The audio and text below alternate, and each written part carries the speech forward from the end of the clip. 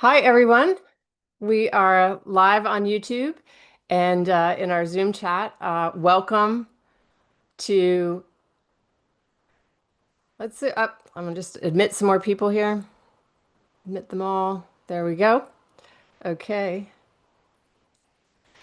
Welcome to uh, our conversations on the International Day of Zero Waste. And Race to Zero Waste is proud to present this to you today. We're going to highlight a few of our colleagues from around the world to explore how zero waste initiatives are evolving internationally and what it will take to strengthen this movement moving forward. I'm Elisa Jones from Race to Zero Waste, and I'm going to be your host today. This is actually session 2 of today's conversation. So we do invite you to take a look at the other recorded session, which is available under the live tab of the Race to Zero Waste YouTube channel. So go ahead and check that out. We're here in part today because some of these folks in different countries have been reaching out to us for trainings, for support. And that level of interest led us to bring various national and international colleagues together to plan something for Zero Waste Day, but also to build what we're loosely calling right now a global zero waste consortium in response to some of these needs that people have been telling us about. Race to Zero Waste is a big believer in collaboration. And so we're very pleased to be in conversations with GAIA, which is the Global Alliance for Incinerator Alternatives, ZWIA, the Zero Waste International Alliance, and UNEP, the United Nations Environment Program, to see how we can work together on this and avoid duplicating efforts and leverage some of the great trainings that they already have and their resources from each of those organizations to further education and training. We're in the very beginning stages of this, giving shape to this idea. So please follow us if you'd like to know how things develop, and please get in touch if you'd like to start working with us on the consortium, whatever it ends up being called, work with us together. So thank you again for being here, for being part of this growing global movement, and for your efforts to create a more sustainable future. I know we're ready to get started, so I'm just going to mention a few items about today's event. The flow is going to be first, we'll have brief presentations, about 8 minutes from each of our speakers today. And then we're going to go to sort of part 2, which is conversation and audience questions. So you are always welcome to put your questions in the chat during the presentation so you don't forget them. And for those of you on Zoom, you can also raise your hand at the end to ask the question out loud. So we'll go through those towards the end. That said, if one of the speakers wants to have a conversation as part of their presentation today, they're welcome to do that as well. My role is going to be to try to tie those themes together, bring this conversation back to why we're here, and talk about the International Day of Zero Waste, and get the heart of what's needed to make zero waste convenient, accessible, and how we can share and support each other and provide those resources. So very pleased to welcome our first speaker, and that is Mike EWALL from the Energy Justice Network. So Mike, I'm going to give it over to you. Take it away. Okay, thank you, Lisa. Good to see everybody. I was really not sure what to spend 8 minutes on, so I'm going to do my 8 minutes in a very custom way, and I'm going to ask all of you who are here in the chat or who are here in the Zoom right now to share where you're located, and if there's something specific that you would like to know, if it's anything about incineration, I'm your person for that. But also other waste aspects, including the zero waste definition and hierarchy, which I've contributed to. And I'm going to screen share in a moment here. I'll introduce myself a little bit and then give you some possible discussion topics that we can go over that you can put in the chat as well and say, please tell me about this. And we'll spend our 8 minutes on that, and we can do more in Q&A later if you like. So I'm the founder and executive director of a national group called Energy Justice Network in the US. I live in Philadelphia. And we help people largely fighting off dirty energy and waste industry facilities, especially incinerators of all sorts. But I'm going to go to this next slide here and just give you some options And if you can look at this list and be like, ooh, tell me more about whatever you see on the slide or other things that are in the ballpark that you think are interesting, and we can do like a lightning round kind of thing on that. So look at what is coming in the chat so far. See, we have a couple people in Florida. That's great. So someone drop in a discussion topic so we can start it off with something.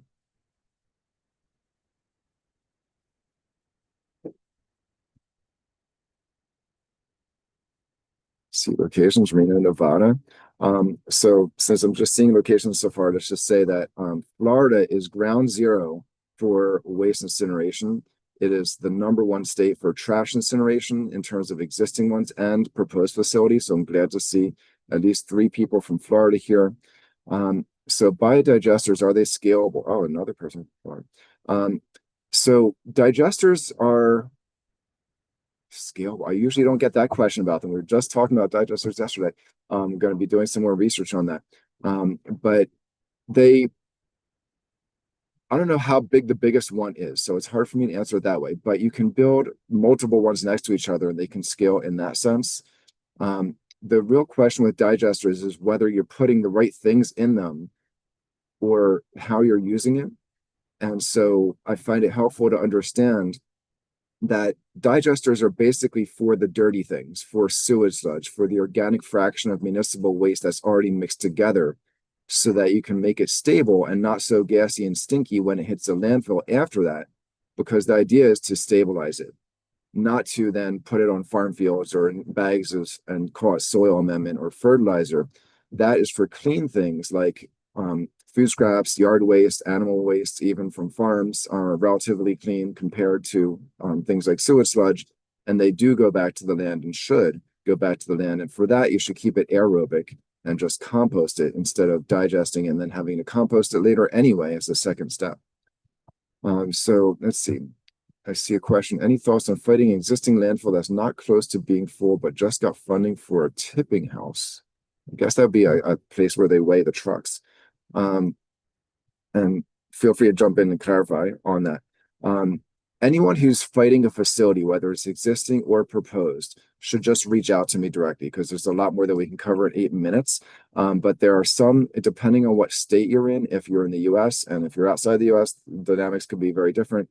But there are some places where there's more power at the local government level than in other states, in the US at least. And so what I like to do is figure out what is the most local way people can win, because that's where the people power is.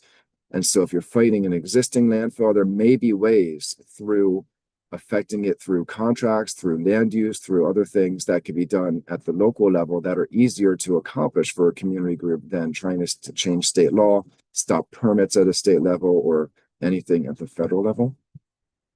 Oh, great to see someone in Fort Myers. There's an incinerator there. Definitely we should be working together on that.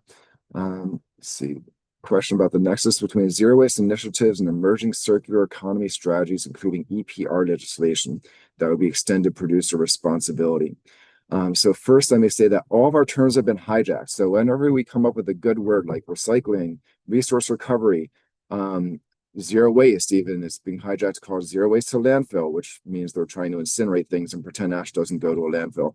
Circular economy has also been hijacked a lot in Europe to include incineration when it does not. That's like the opposite of circular.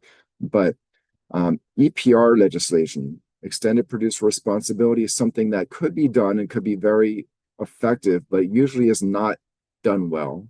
It's usually done in a way that puts it in the hands of producers. So you're letting a producer responsibility organization design and control the materials, which they should be paying for the responsibility for, but should not be, they should be fiscally responsible, but should not be physically responsible. They should not be handling the materials and deciding what is done with them, because they have a conflict of interest.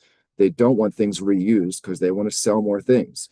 They often will incinerate things and pretend that that's recycling, or just pretend that it fits within an EPR context. So there are a lot of pitfalls that happen. There's been some great critiques written of extended producer responsibility bills, and I'm happy to share them with folks who want to get more information. I'll drop my information in the chat in a moment. Let's see, there's a question about plastics incinerated to energy and calling that recycling. Yes, that is a huge issue. They call it chemical recycling or advanced recycling. It is basically a type of incineration they call pyrolysis, which is essentially incineration broken up into two steps. They'll turn it into a gas in the first chamber where they pretend there's no oxygen, which is not true, because a lot of the syngas coming out is CO, is carbon monoxide. It has oxygen in it. There's a good amount of oxygen. They just don't add oxygen. And there can be burning happening in there, even though they pretend it isn't. And then the second step is usually burn off what comes out of the first step anyway, and which is why it's currently defined and regulated as incineration when they call it pyrolysis. However, there's a new effort under the Trump administration, again, to exempt pyrolysis and gasification from being regulated as incineration, as it should be. So that's something that we need to look out for. I see a point about how biochar is being proposed in South Florida, and I know there are at least a couple counties looking at that. Biochar is basically pyrolysis applied instead of to plastics, like when they say chemical recycling. Biochar is pyrolysis applied to organic material, like yard waste and food scraps. And there's a huge push for so-called biochar to be applied to the land as if it's improving soils. And in some ways, it can be good for soils, but it also is very toxic. It has a lot of toxic metals, dioxins, PAHs, and things that are in there that are dangerous to be consuming. I see the screen share was just disabled, so maybe that means I'm at my 8 minutes. I'm going to drop in my contact info though. And if anyone wants to ask questions that way, they can, or in the chat or in the Q&A coming up soon. Are we out time, Lisa? Okay, you're muted, but I think yes, we are. Okay. Awesome. Okay, thank you so much, and look forward to Q&A. Thanks, everybody. And so, if you have more questions for Mike, we will have a good 15 minutes at the end where we can ask more questions. So, jot those down in the chat or in front of you and hold those. All right. Pleased to announce our second speaker today, Tony Rios. He's from the Coalición de Reciclaje de Puerto Rico, and we're very pleased to have him here. Tony, do you want to go ahead? I don't know if you have slides to show. You're welcome to share those, or you're welcome to just talk. Oh, you're muted. Perfect, thanks. Okay. I'm sharing. I don't know if you can see. Yes. Okay. First of all, I appreciate the opportunity to be part of this discussion on the International Day of Zero Waste. This is because it gives us all an opportunity to share out experiences and learn about each other. Also provide an opportunity to conduct outreach and education on best practice in reduction and recycling from a perspective different from traditional integrated solid waste management. That's something that is important to work on, because the integrated solid waste management is based on reduction, recycling, recovery for energy, waste to energy, incineration, and also land disposal. And we need to move from that philosophy to the one that is more upstream and downstream, promoting more reconstruction, products that are less toxic, and that kind of alternatives that is more moved into sustainable material management. That is the way that we think all in terms of zero waste, circular economy, because we are working with commodities this is not waste. And the importance of this, if we look this as commodities, is that these materials that we are using and disposing, most of them are really resources and natural resources that we need to conserve. And sometimes we have persons that thinks that waste to energy can be considered as reduction because we reduce the volume from 100% to maybe 90%. But the important thing that make this not recycling is because we are not conserving that natural resource. When you burn that material, it could not be used again and inserted to make new product. And this is having very clear that we are not looking for recycling, because recycling is really remediative. What we are looking for reduction in terms of try to change our the way we behave and the way we buy products and be more wise doing that part. And also to us is very important the food waste reduction, and it important because it not only help to reduce waste but also promote making food accessible to those who need it. It is challenging in Puerto Rico because it requires changing existing laws and regulation, but we need to work on that way to make that feasible, because in Puerto Rico, the way we have the law, we cannot share food that is not used from restaurants, and that's something that we are working to in different organizations to try to work to make those changes. I think that a limiting factor in promoting reduction is the competition driven by consumerism, reflected in advertising that encourage product replacement and disposal. This coupled with limited repair and remanufacturing options hinders effort to reduce waste. In Puerto Rico, we need to promote also more facilities that help us to remanufacture and repair products that we can continue using instead and disposing to change for a new one. Also, the government of Puerto Rico has established various plans and strategies. The reality is that for decades, solid waste management in Puerto Rico has been disjointed and inefficient. Several factors have contributed to the situation, which we will analyze more in detail later, and probably on the discussion. To solve the solid waste problem, it is essential to ensure that the strategies employed meet the highest environmental and economic standards. We recommend that the governors, mayors, and legislature implement a plan that incorporates best practices and applies them in Puerto Rico using the most modern recycling technology and minimize resource loss. Currently, in Puerto Rico, solid waste management focuses primarily on final disposal in landfill, most of which do not comply with applicable regulation and there is limited recycling on the island. What we are looking is this provide us a good opportunity, because we have a space to and Puerto Rico recycling depend most of the time of exportation. Since the green fence and those moments that they narrow external markets, the reality is that we have an opportunity to make end markets in Puerto Rico and make solutions to our products that we are generating after we consume them.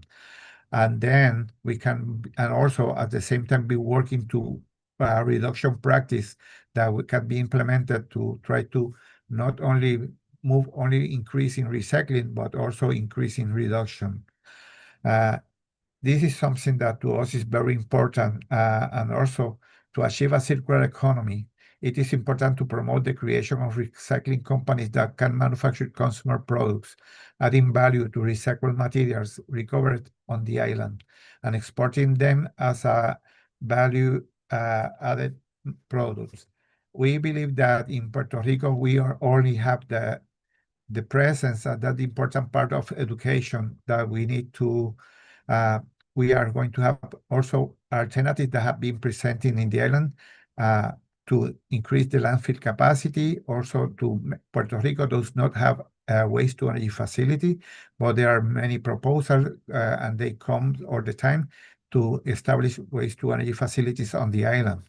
And we think that this is a good opportunity that we not, the thing is that one of the challenges that waste-to-energy facilities are part of the integrated solid waste management solution, and that's the way that we need to move forward. And probably we need to work this not only at the state level, but at the federal level, because at the federal level, it is accepted that this is a good solution, waste to energy. But if we make a real analysis in terms of the zero waste, when we can develop more jobs, and we can make better alternatives doing to a return of investment also to the same government in terms of the economic activity to recycling. That's all I have for the moment, but in the area of the conversation and question, we can probably elaborate a little bit more. Okay. Thank you so much, Tony. All right. Next up, we have Clara Capibaribe, I hope I'm saying that right, from Zero Waste Youth Brazil. Welcome.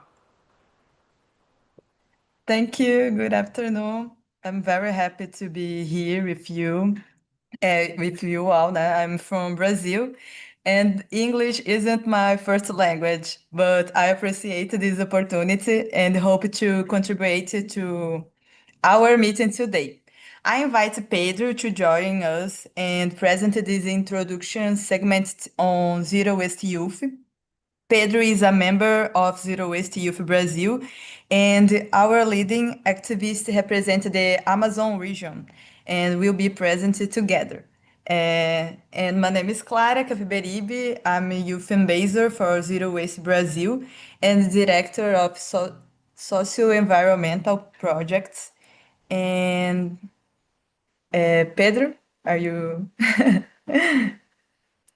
Hi everyone, good afternoon. My name is Pedro Henrique. I'm from Brazil.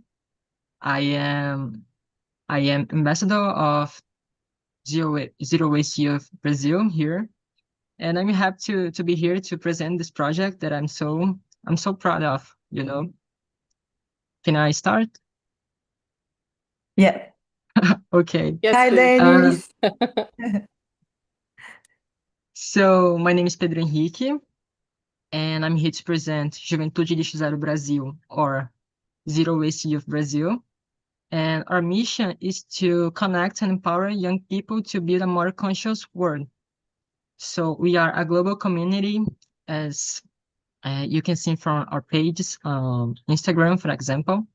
We are a diverse group of passionate individuals united by the zero waste philosophy. And we have been active for almost 14 years. And since our beginning, we have focused on training young leaders and engaging them in the zero waste cause, promoting gatherings, hands-on activities, and exchange of knowledge and experiences. And just to explain how we started. To sum it up, we began with the Zero Waste Institute Brazil under the leadership of Rodrigo Sabatini, and he realized that there was a vital need for younger generations to be more engaged in the movement.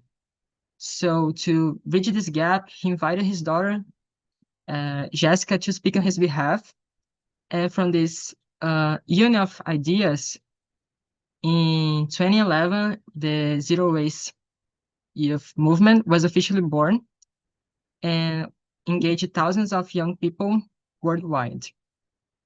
And since 2011, we have used the zero waste concept to achieve sustainable development goals. And we treat waste as a valuable resource and operate through 7 national hubs, including Brazil, the US, Portugal, and Mozambique, for example. In Brazil, our impact is massive.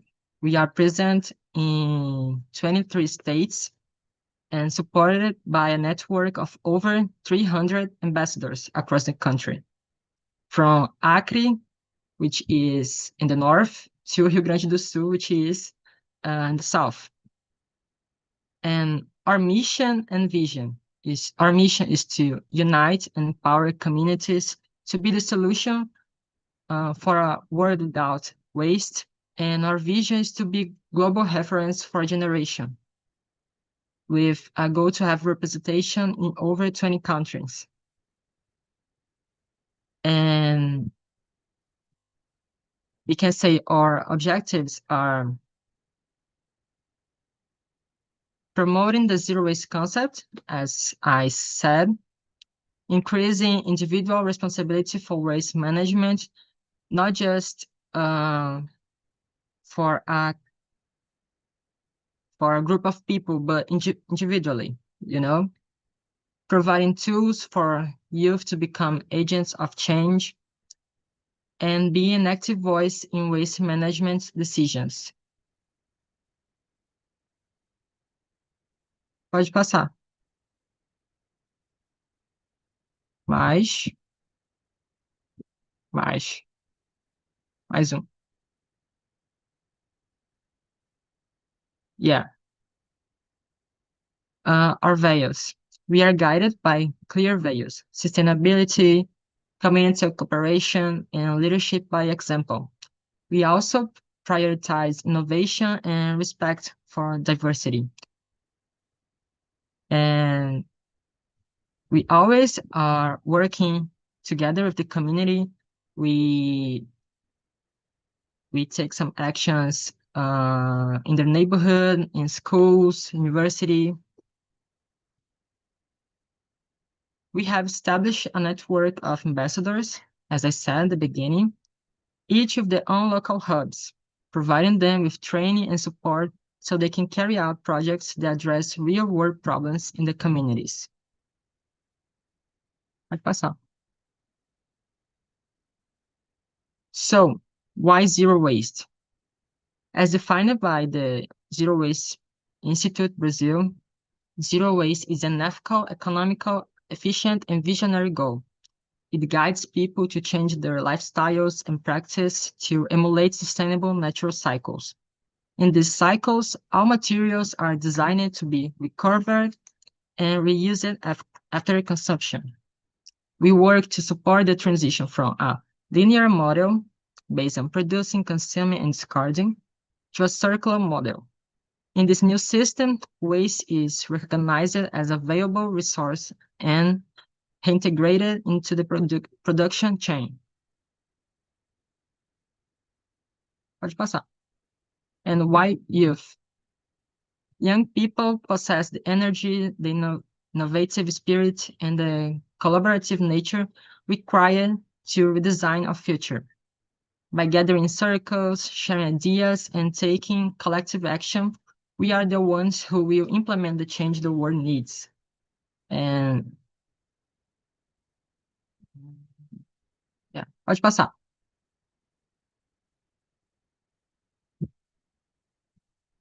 Pode passar.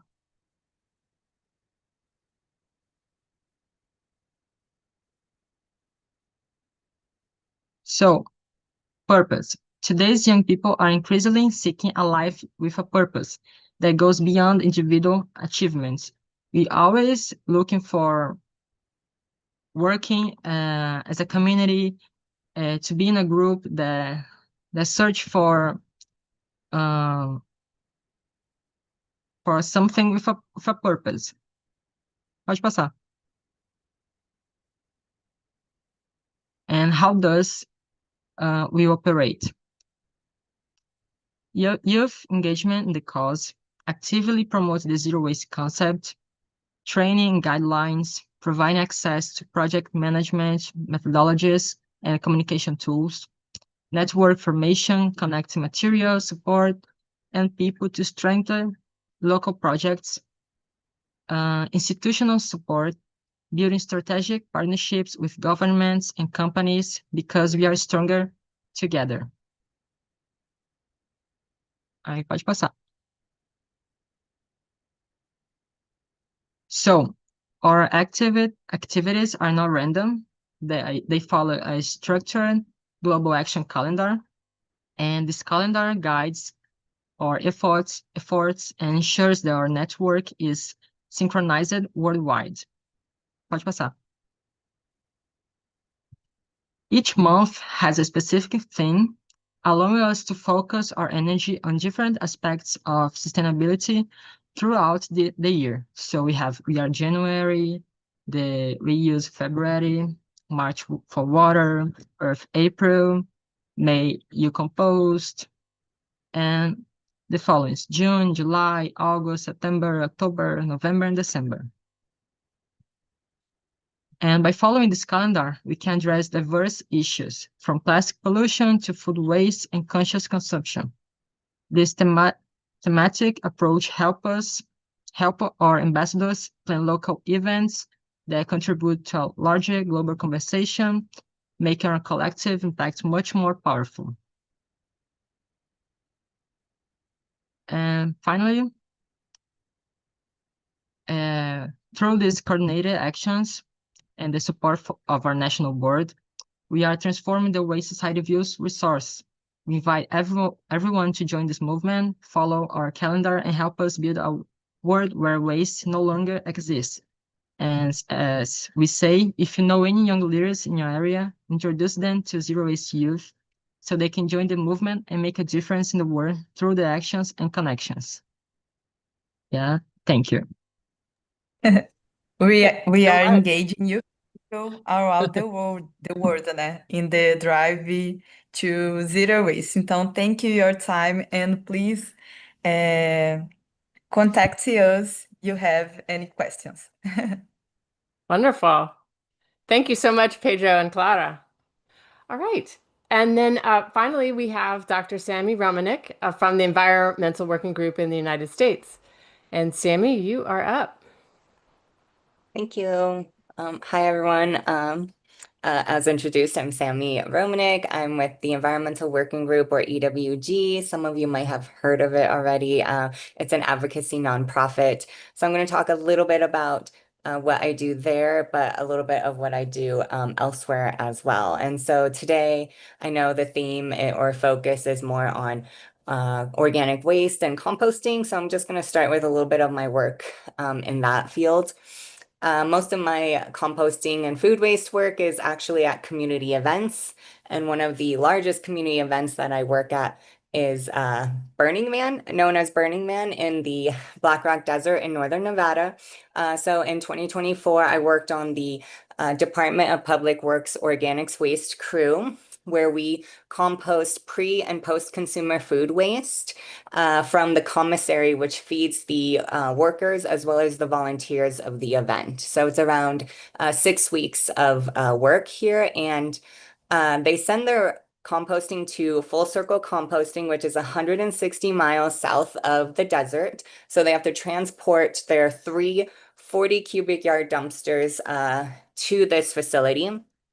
And what I want to highlight here is that there are actually 2 organic waste operations on at Burning Man, one for the organization, and the other one is to actually collect food waste from the attendees of the event.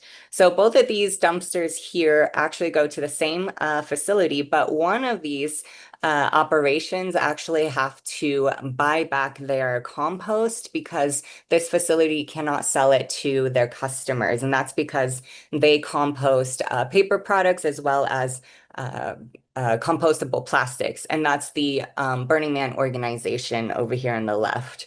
What you might also notice is that the dumpster is leaking here because they also collect wet compost, whereas the Camp Ideate collects only dry compost and no paper products or compostable plastics. So this is an issue because Burning Man is a leave no trace event, so you can't have leakage on the desert surface.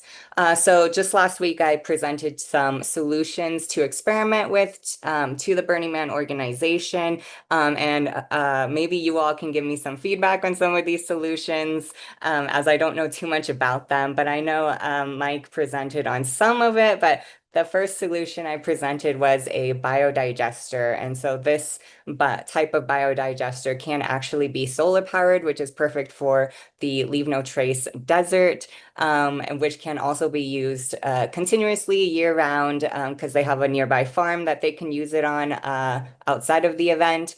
And then they can also use the gray water collection system.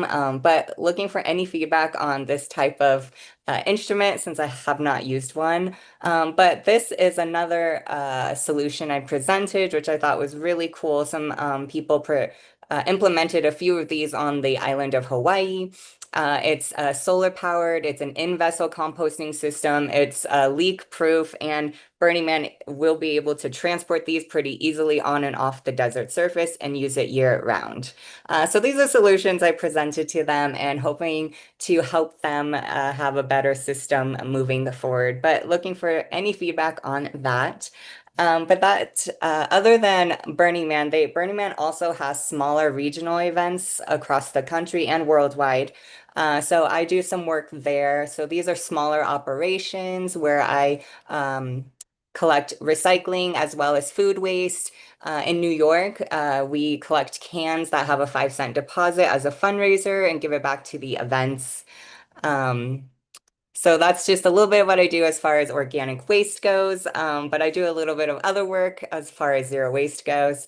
Another thing I do is called Green Labs. So I am a scientist, a microplastics researcher, and I work in labs. And one of my goals is to reduce laboratory waste because I don't think I should be contributing to the problem while studying the problem. So one of the things I did during my postdoc training at the University of Rochester is a startup, the Sustainable Labs Initiative, where we train scientists to be Green Lab ambassadors, and we have also implemented recycling. So we've recycled over 2,000 pounds of plastics with this company called Polycarbon. We also diverted over 800 pieces of laboratory styrofoam. And from all of these efforts, we are trying to establish a more permanent styrofoam recycling program. So that's another thing I do. But another thing I've done out in Sodus Bay, New York, is actually work with the youth, and we are trying to implement more zero waste practices in Sodus Bay because they have a problem with plastic pollution, especially during the summer season. So we were actually one of the grant recipients of the Race to Zero Waste stations. You can see it implemented down here at the bottom. But what we do is we work with the youth and we collect water, sand, and fish samples and look for microplastics in these samples. We collect data. We also do beach litter cleanups, and we collect data there to help be able to use that data to push local policies.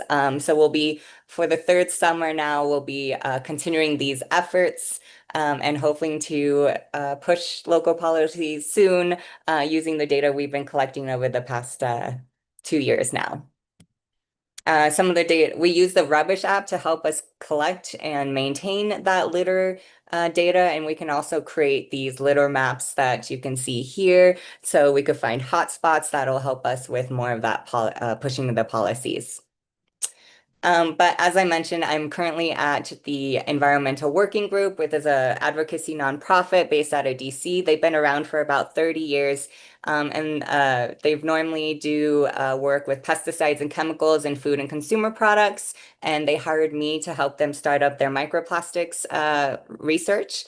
But science is very central to everything they do at EWG. We identify sources of exposure, we review the literature, we conduct our research, and we help consumers and support legislation. So this is Ken Cook here, one of the co-founders of EWG. He's got a podcast if you want to listen to some of his interviews. And then we also have an EWG Healthy Living app.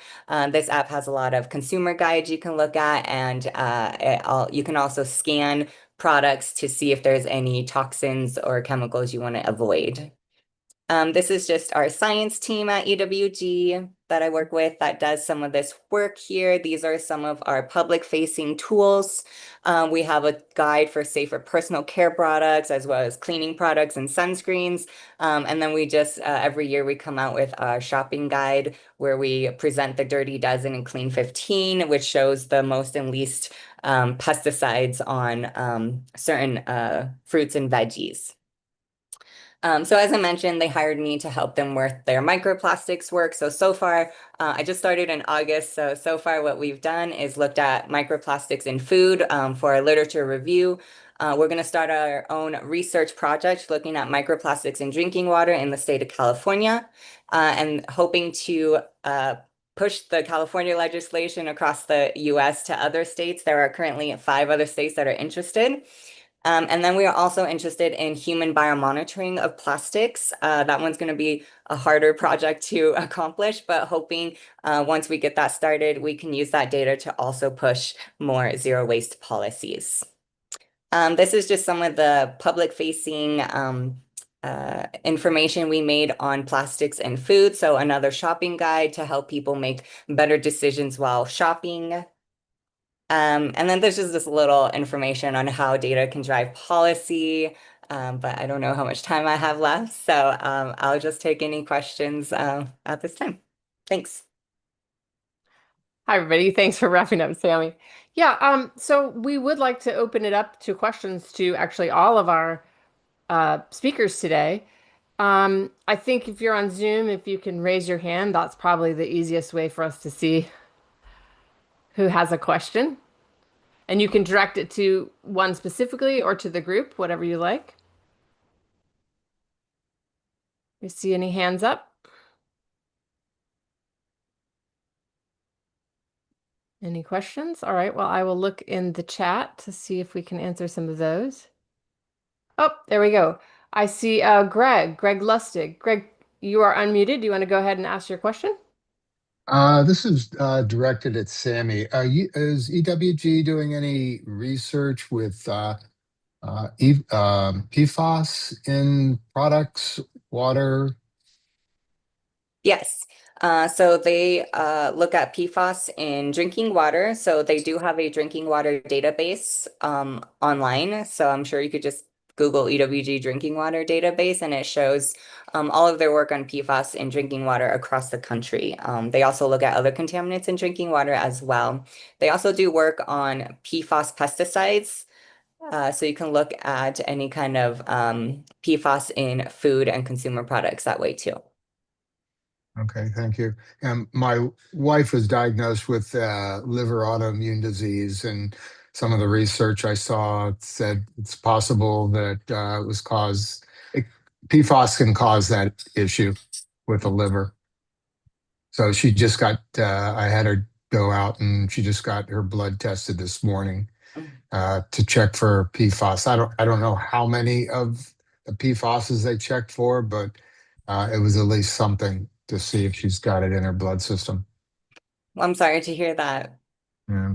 But there are ways. I know that there are some drinking water filters that they claim to remove PFAS.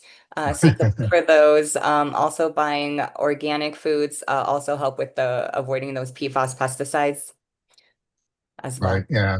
Yeah. We do have a filter that supposedly filters out PFAS, and Yeah. that's our primary source of water in the house. And there's a recent study that came out that showed that the closer you live to agriculture fields, the more exposure you have. So you can see if there's any local agriculture fields that you live near that might be exposing you as well. All right. Okay. Thank you. Thank you, Greg. I have a question, so I raised my hand. This one's for Pedro. I loved that calendar. I thought that was really just an easy way for people to focus and be able to understand all the different, aspects of zero waste and what we need to do. I was just curious, it sounds like you're really getting the movement going there. What are some of the successes that you've had? Like what really works? And then where are some of the barriers still? I think some of our success is that we work at our community. So we work with teachers at some schools when we make some partnership, and we talk with the children. We teach them about the zero waste concept, but in a easier way. And I think it's just we can see the eyes of them are shining about the concepts. And our university, when we do some event, like the last year we did some events like I forgot the name. It's where we sell clothes, like used clothes, Like a clothing swap or share back and forth. Yeah. We were trying to promoting this idea, not just throw the trash, like recycle. And it was a success. We did not expect this at our university, so it's some points that we see that we are getting there, That's great. Thank you.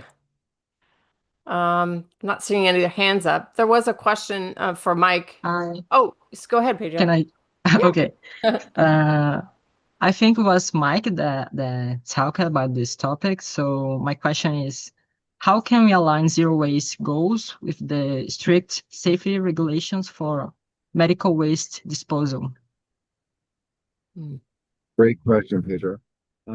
So, and I don't know the context in Brazil, but I know in the US, we used to have over 6,000 medical waste incinerators in 1988. Now we have about 20 to 30 of them. The country has largely shut those medical waste incinerators down. We still have some really large commercial ones, but they've been replaced with safer non-burn alternatives like usually autoclaving, which is steam sterilizing the medical waste. Because when you burn it, which violates the zero waste definition and hierarchy, because incineration is forbidden in a zero waste system. But when you burn it, you're turning a biological problem into a chemical problem. And you don't need to do that in order to handle the biological problem. You can sterilize it, and then it's just normal waste that you can dispose of in a landfill if you can't reduce, reuse, or recycle those materials or compost some of those materials, which would be even better.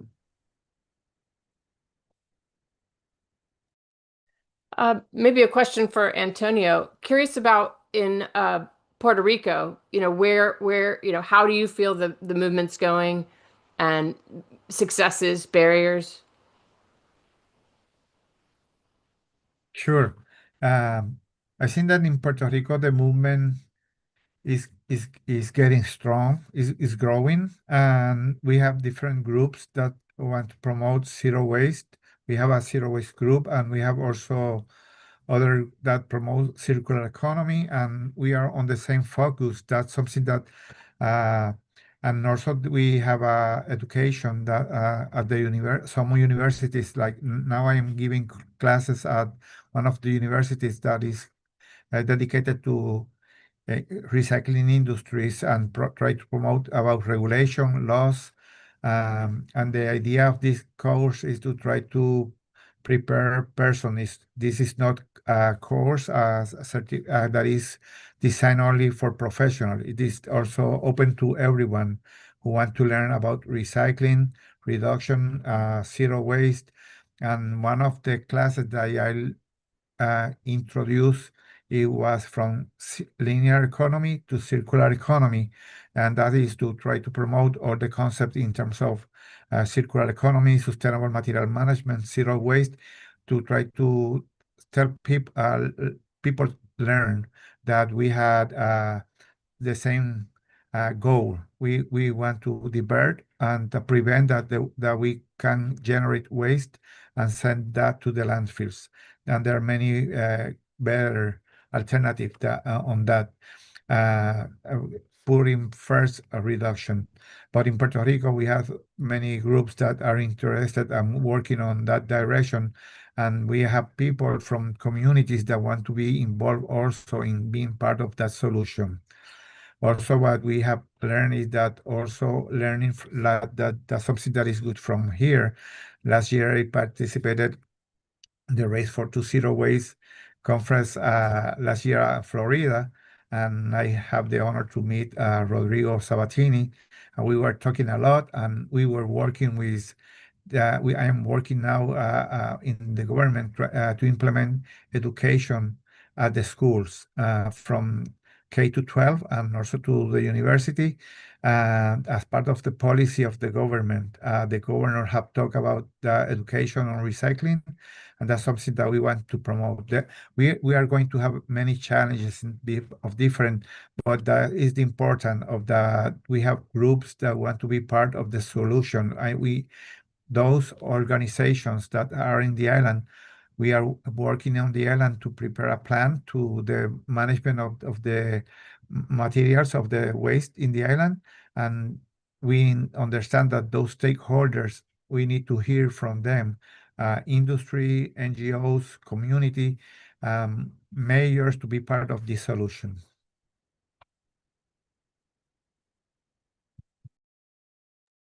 Thank you, Antonio. Yeah, I think part of that too is why we're here as well, is just that idea of you've got to get people talking to each other, and sometimes that's hard because we're each in our own little I hate using this word, but our own little silo. So I think we have time for a couple more questions. I guess for all of the speakers, this is the International Day of Zero Waste. And of course, we wanted to have people from different places in the world here. What do you think is important about just us knowing what each other are doing in different countries? What are some things that you're hoping, if we are going to continue, exchanging information and training and things, across our countries, what do you think would be of value to you, or do you think that this is helpful to any one of our speakers?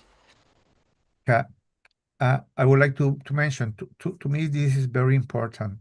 As I mentioned, in the last time that I meet Rodrigo Sabatini.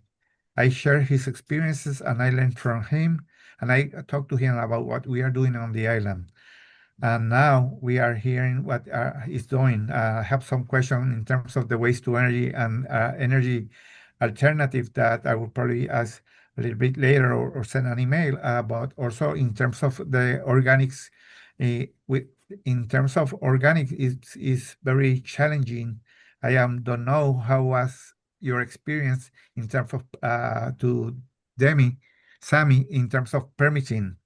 Permitting is challenging, and I don't know if you're working over the ground for the organic food composting, or do enclosed. And the question like that, something that is there is regulation that can be shared, and we can share regulation to see how we can adapt in terms of Mike, in terms of waste to energy. We have people that claim that waste to energy is renewable energy, and we don't know if they are claiming that because they reduce emissions from landfills. But and that's the those are questions that we can share and learn from one another. Would you like me to address any of that? Yeah, please. Okay.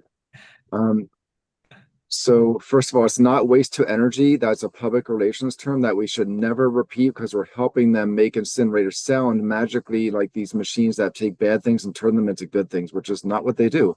They take trash and turn it into toxic ash and toxic air emissions, and does not violate the laws of physics and literally turn matter into energy without a nuclear reaction. So it's important to help journalists also understand that this language is inappropriate and that we need to call them incinerators, because that is what they are. It's also important to know that's not renewable, because a lot of the things that are in the waste stream are not renewable materials. They're metals, they're plastics, which come from fossil fuels. And so we can't call this renewable just because it has some things that grow from the ground mixed into it, when most of it is not really that material. And when you compare to landfills are bad, but incinerators are far worse. And we have the best life cycle assessment study that's been done on this, on the biggest incinerator in the US, is in Chester, Pennsylvania. And it shows that incineration is 69% worse than landfills for climate. And for the other public health and environmental criteria added up, 23 times worse than landfilling. So incinerator emissions are just so many times worse that there is no comparison. That's why it's a priority in the zero waste hierarchy and the zero waste definition to say incineration is not allowed and landfills need to be managed better. Did anyone else want to speak on the topic of just, global collaboration? I thank you. I understand that would be valuable. The most effective strategy for promoting zero waste are those that combine infrastructure, education, and incentives. First, investing in infrastructure would make the biggest difference, and especially universal recycling and composting systems for organic waste. Second, environmental education, and policies that encourage sustainable practice. Sorry, but that would be make the biggest difference is integrating all of this because when infrastructure, information, and incentives are in place at the same line, and people behavior changes much more quickly and listily. Thank you. We have one question. Dennis, are you still there? You had a question in the chat. Would you mind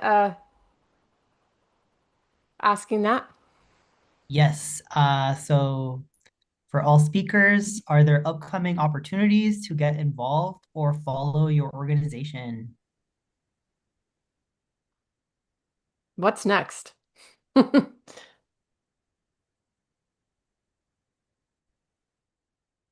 Any of our speakers? What's next for you and how can people get involved? Can we help?